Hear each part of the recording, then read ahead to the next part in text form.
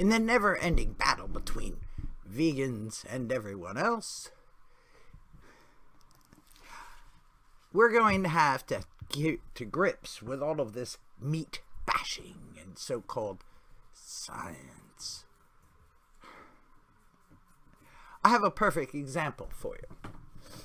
It's called the Adventist Health Study, also known as the Adventist Health Study, or AHS2, published in Nutrients on the 14th of March in 2019, that categorically proves, they say, that eating a little bit of meat in your diet causes you to die from cancer, etc., and so on, and all causes, no less. Problem is, it is an epidemiological study.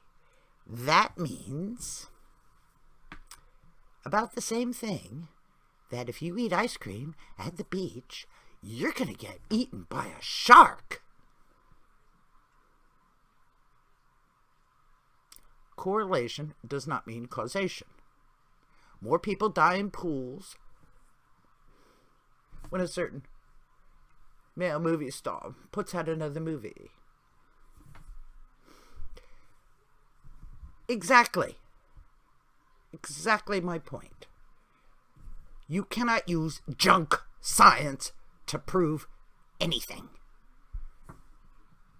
Ideology does not mean science. I'm sorry. Now, I will prove it to you.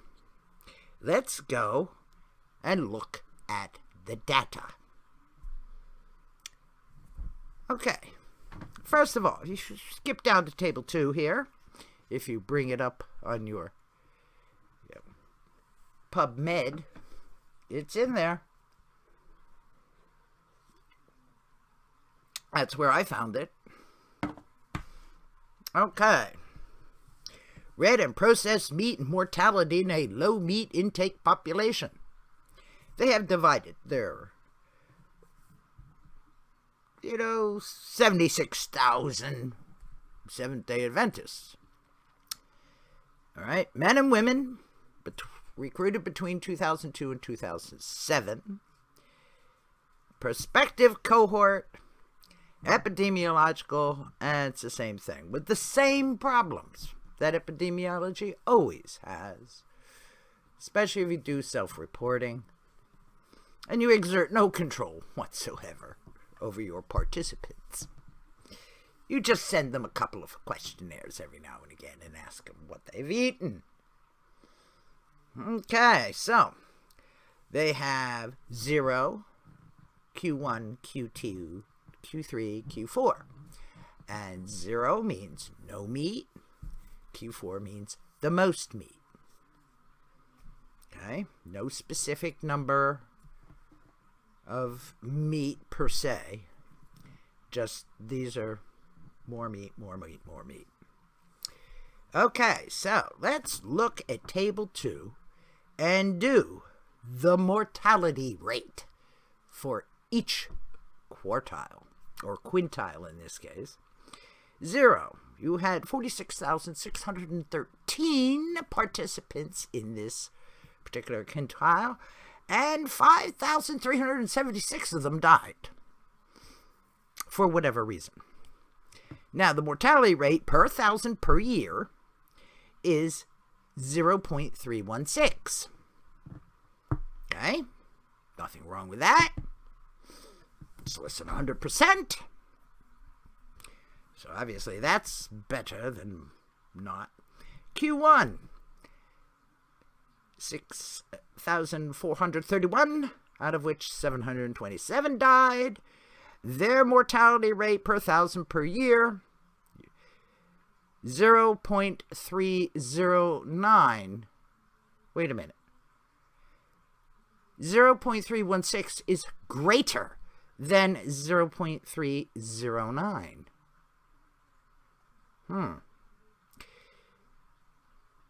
Q2, let's see, 6,377 participants, 673 died. For a mortality rate per 1,000 per year, 0.289. Still going down. What's up with this? Q3, 6,359. 593 died. Mortality rate per 1,000 per year, 0.255. Even lower. Q4, the ones who eat the most meat. 6,369. Of only 592 died. Mortality rate per 1,000 per year, 0.254. Even lower.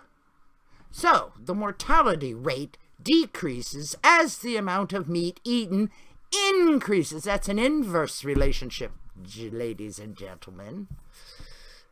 Oh dear. Seems the more meat one eats, the longer one lives. Let's see what their conclusion has to say. In conclusion, we found higher all-cause and CVD mortality to be associated with relatively low intake of red and processed meat and of unprocessed red meat in particular compared to 0.